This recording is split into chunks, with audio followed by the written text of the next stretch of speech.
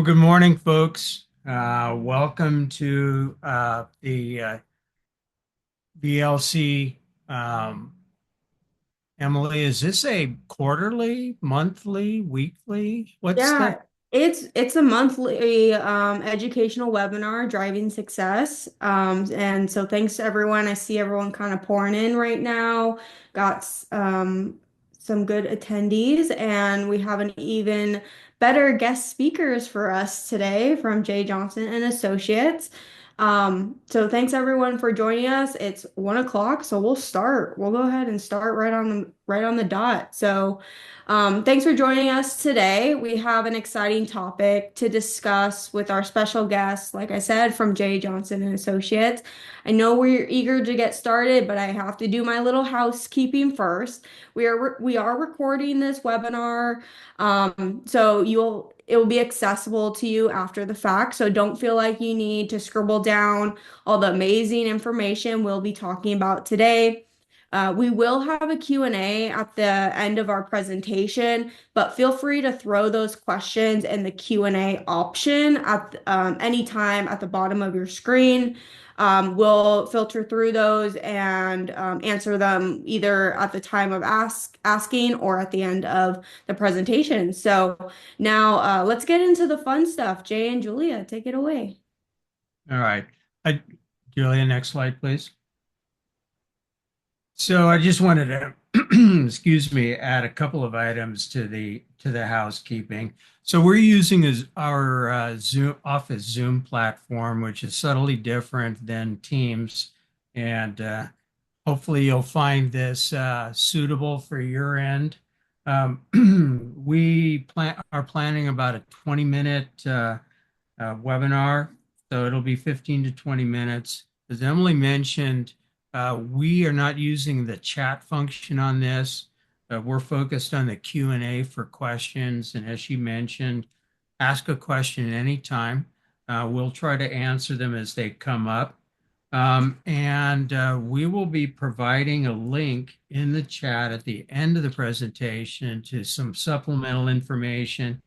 There'll also be a link sent out to you in the um, post Zoom email that comes out. And so that'll be available for you at the end. Next, I'd like to introduce myself and introduce Julia. So just a little bit about my background. I actually used to drive a truck, so I've had seat time before going into law enforcement. Did almost 30 years as a police officer for the city of Milpitas. During the end of my career, got into the traffic division, was in motors, and closed things out as a commercial enforcement officer. So if you're familiar with in California, the black and white pickup trucks from the CHP, mine was black and white Expedition because I worked for a municipal agency, but I did go to the same academy. Um, so that's kind of where I learned my craft upon retirement. Got involved with commercial vehicle safety consulting. And I'm very proud of the fact that we've now survived in today's economy for 15 years now. And I'm also very fortunate to have Julia with me.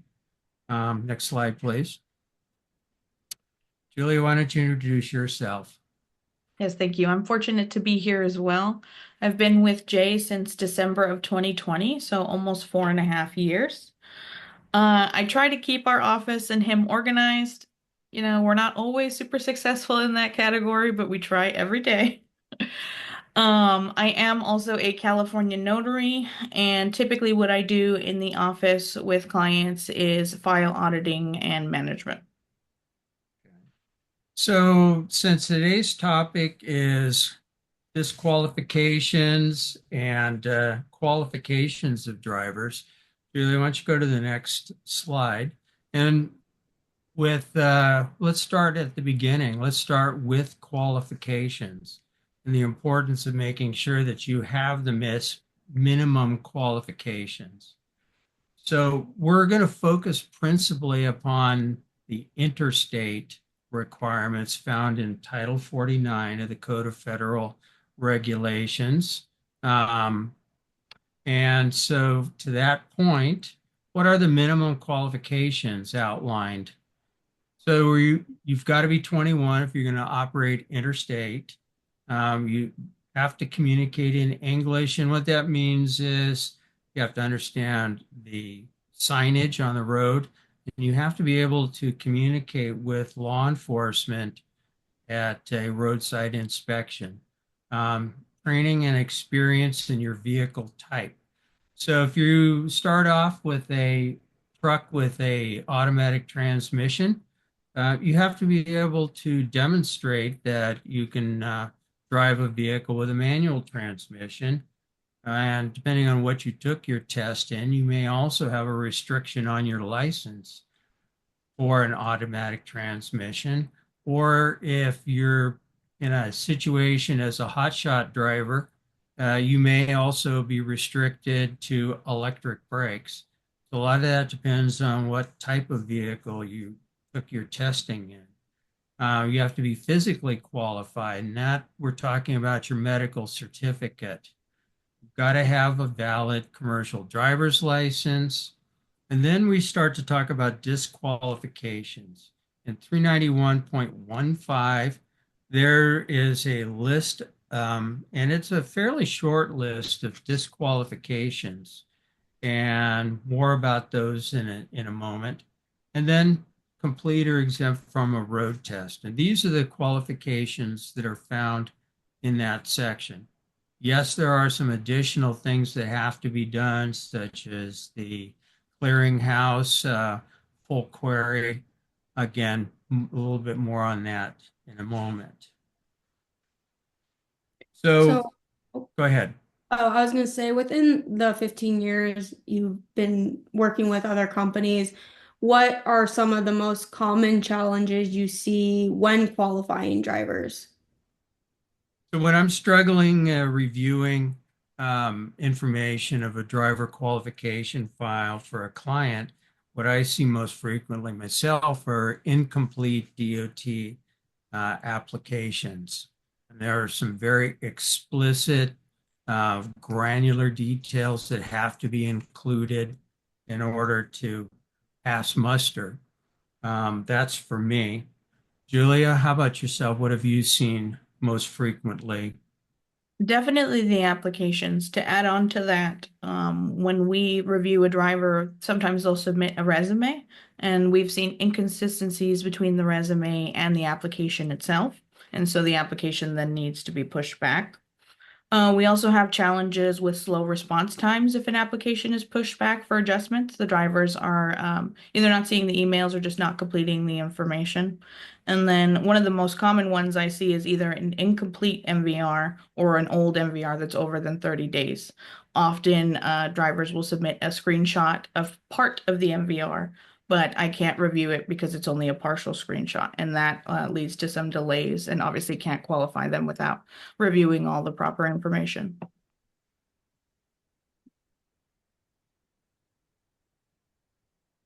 Great. Um, in addition to that, we do occasionally see companies that have onboarded a driver who didn't meet the minimum qualifications, and a lot of that's caused by a lack of the full query in the clearinghouse. Um, and if you're consistent, then using a checklist, you're always going to meet all of the minimum qualifications. The other thing, too, very simple check is by getting the PSP. We call that cheap insurance. It's $10 to run a PSP. And you, as a motor carrier, can set up an account. Your driver can do it and present it to you. There are a number of ways to access it. But again, $10 may protect you from a roadside inspection problem, a violation that would eventually turn into an out of service situation, not only for the driver, but for the company.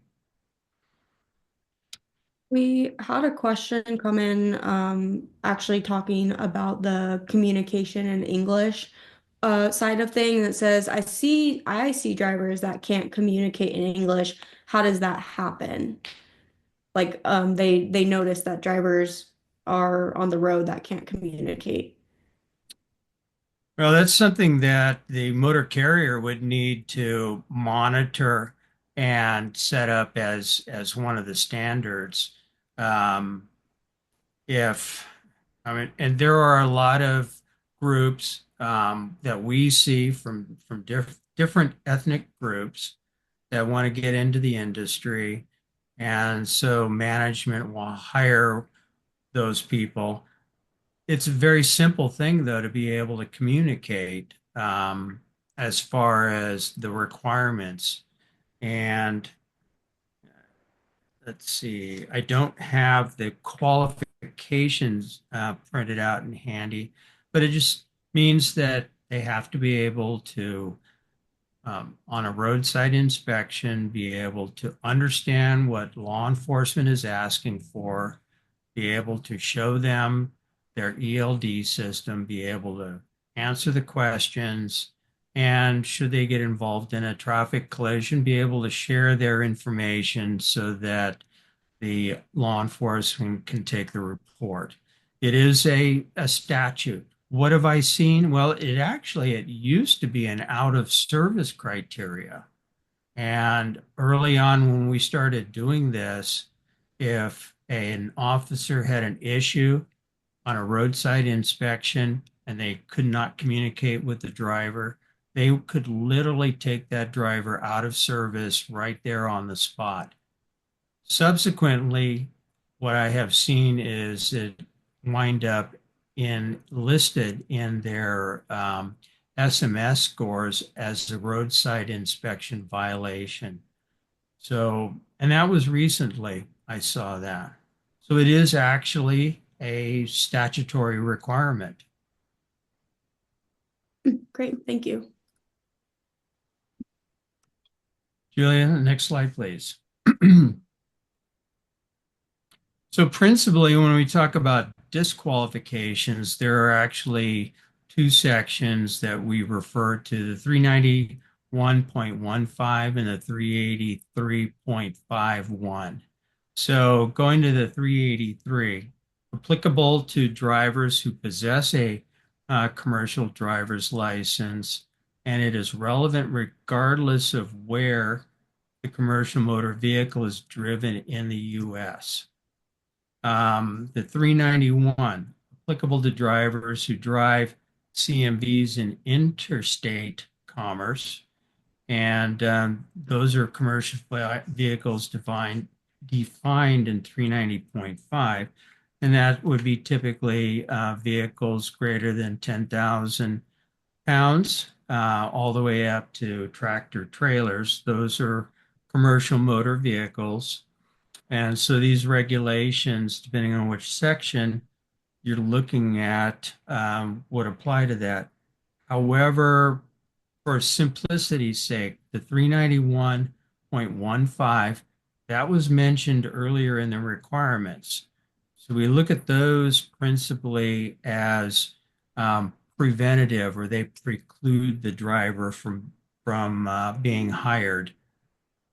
And it's kind of a short list, and the specifics of that section are contained within the attachments that you can pick up at the end. The 383.51 are probably the most onerous and the ones you have to be careful about most frequently. Julia, next slide. So I kind of addressed those here, and I call those career ending. Depending on the violation could actually be a career ending violation for the driver, as he will lose his commercial motor license for a specified period of time. Um, so kind of as I can show you here, this is actually 18 pages, and a good portion of those 18 pages is a chart that is in the Title 49 for that section. And the simple way to explain it is if you commit one of the listed violations in this chart, then depending on how many times you have committed that violation, you could lose your driver's license for life. And just right off the top, the one of the examples is if you are under the influence of alcohol as prescribed by state law. So we're talking, let's talk California, since that's where we're located. If you're in your passenger vehicle and you are 0.08 and you are convicted, if you're convicted for the first time, you lose your ability to drive a commercial motor vehicle for a year. Well, if you are a commercial driver and you depend on that license, then you've just ended your career for the next year. Not only that, your future employer will have a difficult time insuring you because that happens to be an exclusion for most insurance policies. The other thing is a second conviction of a DUI is going to be a lifelong and end of your commercial license. So that's why I say it can be these are career-ending violations. The other thing too is the misunderstanding between commercial vehicles and personal private vehicles and how they apply. A number of the violations listed apply for both. So I used the DUI example. Remember that in a commercial vehicle it's a 0.04 in a commercial vehicle, 0.08 in a private vehicle. Those are the thresholds there. But without raising your hands, how many of you might own a motorcycle? I know I've got a couple in my garage. If you on your motorcycle are 15 miles per hour over the speed limit or more, that is a serious traffic violation. And if you commit that, you could also lose your ability to drive a commercial vehicle for speeding on your motorcycle. And there are a number of people that, if they're honest about it, myself included, I've done 80 miles an hour on a motorcycle before. So think about that as you're driving down the road in your own vehicle.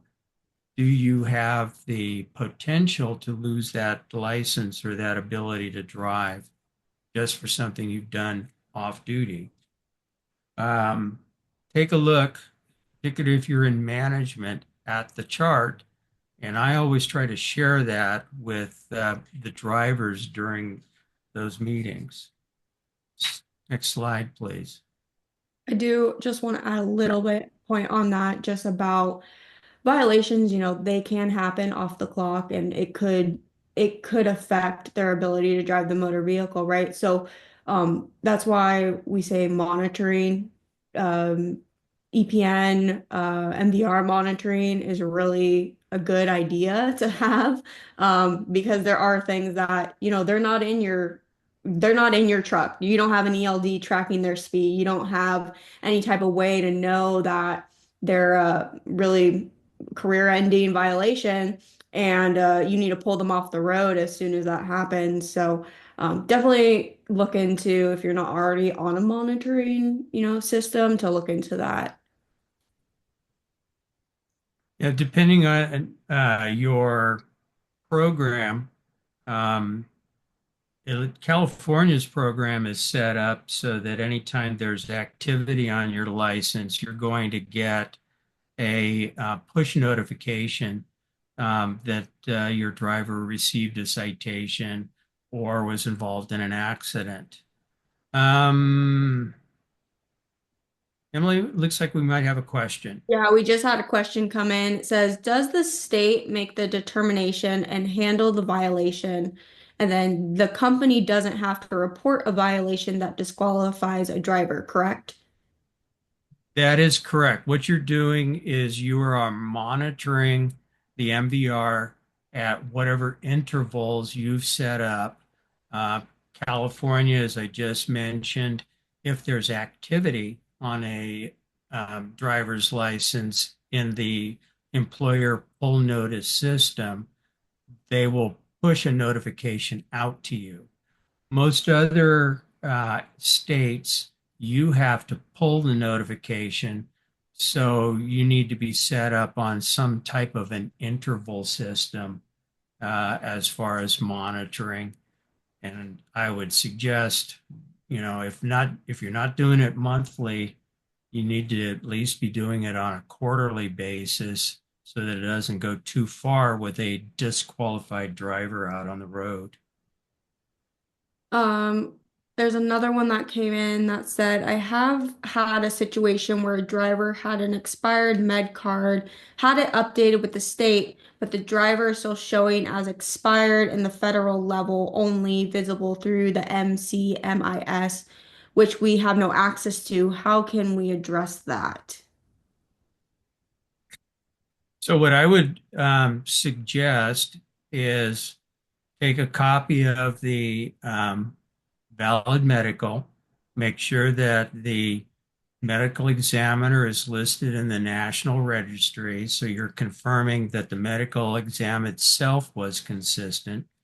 You've got the MBR that shows that it's properly recorded, and then I would reach out to the FMCSA. Julia, what's the best way to do that and submit that information?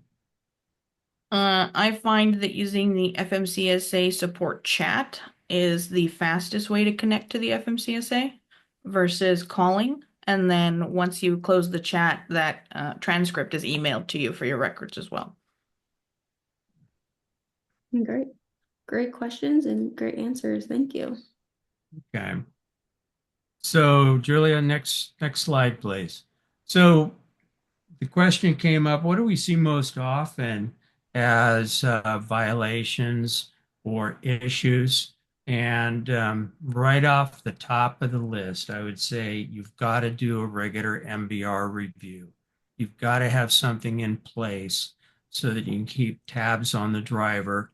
As I've mentioned, California has the pull notice program. If you are a California-based motor carrier, you're mandated by state law to participate in that.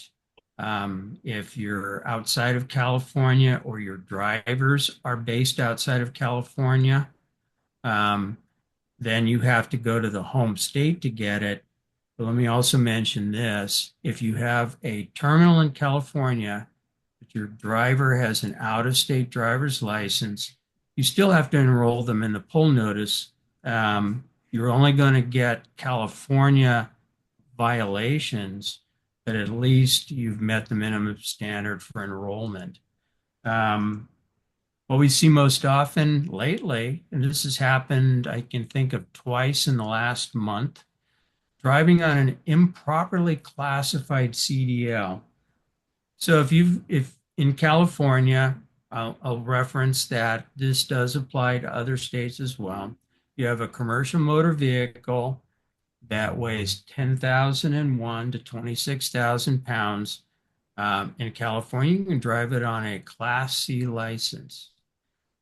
Recently, we had a situation where the motor carrier put 26,300 pounds in the back of their two-axle box truck, and they ran it across the scales.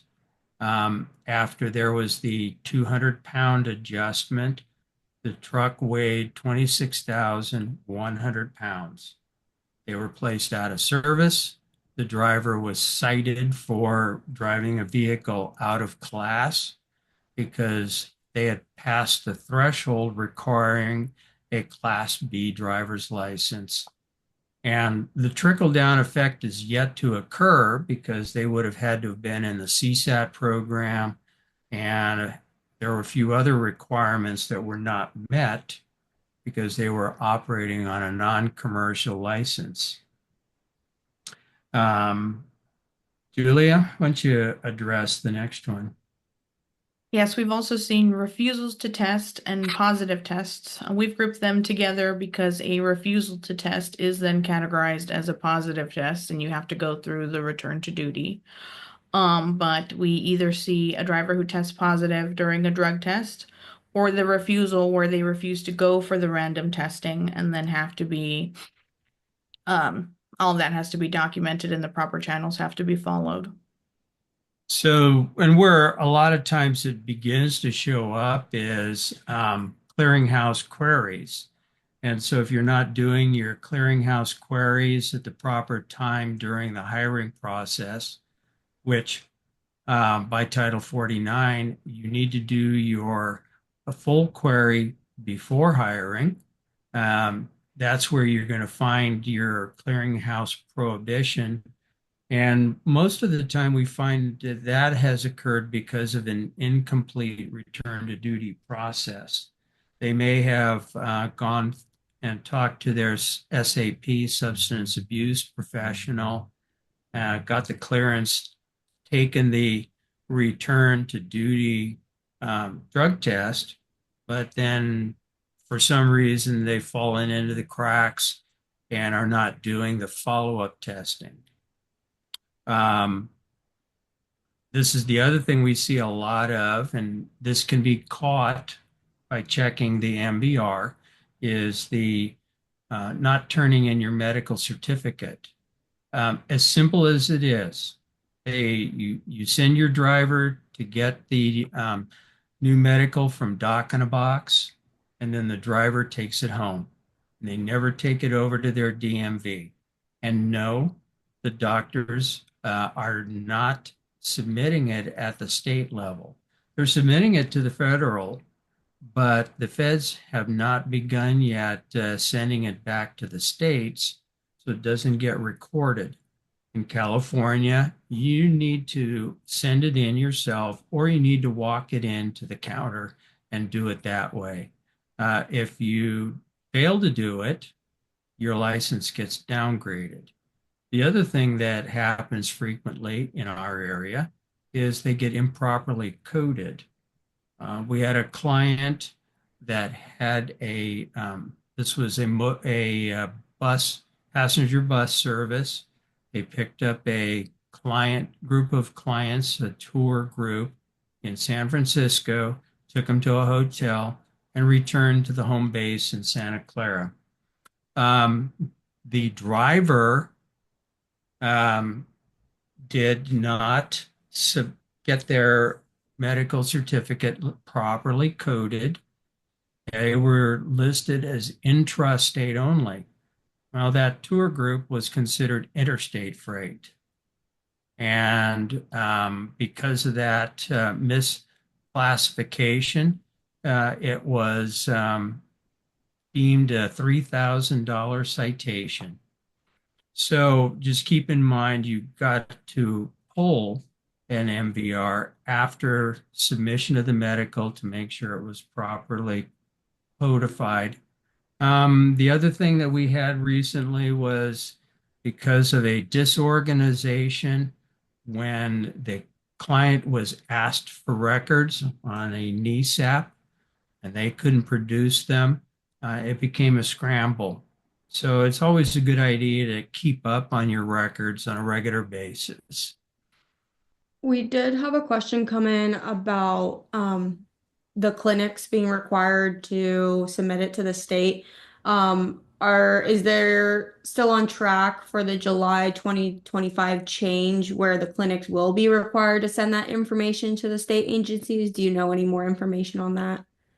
I haven't heard anything, but if lately, as far as being on target, I had a call into a representative of the FMCSA to try to find out that and also find out about the clearinghouse downgrading on somebody who is in a prohibited status, and they have not gotten back to us as far as being on track.